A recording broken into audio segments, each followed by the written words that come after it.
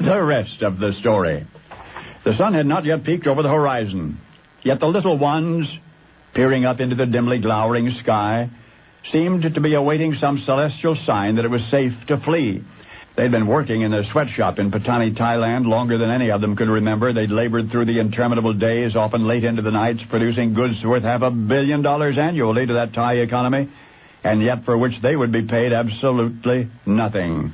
So, here they were in the dismal pre-dawn, grimly studying the razor wire cresting the entire length of the compound's fence, planning a great escape. Not many years ago, insiders in the world of classical music were chagrined to learn of concert grand pianos selling for tens of thousands of dollars in the West, assembled by impoverished Southeast Asians in huts with mud floors.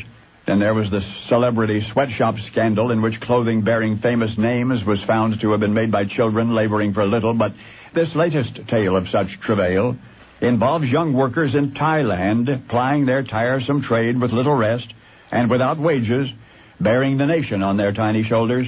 From what quarters are such anonymous youth exploited, procured? Well, from regions and circumstances throughout Thailand. In fact, large numbers of them, orphaned, neglected, or otherwise displaced, had been discovered living in abandoned temples and deserted buildings.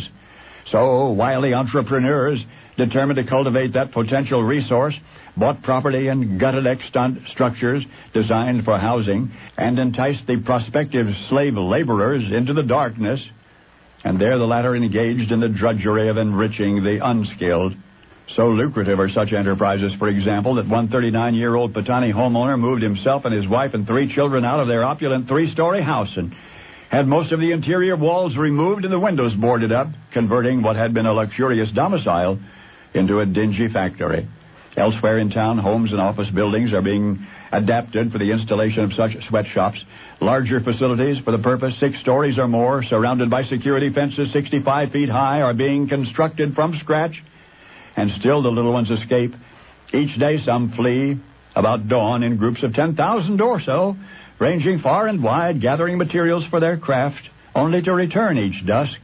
For you see, the prized delicacy they produce, craved by ethnic Chinese all over the world, the essential ingredient in an ancient and allegedly rejuvenating tonic, the gourmet delight which earns investors $1,000 a pound and wholesales in the United States for $250 an ounce, just plain nests.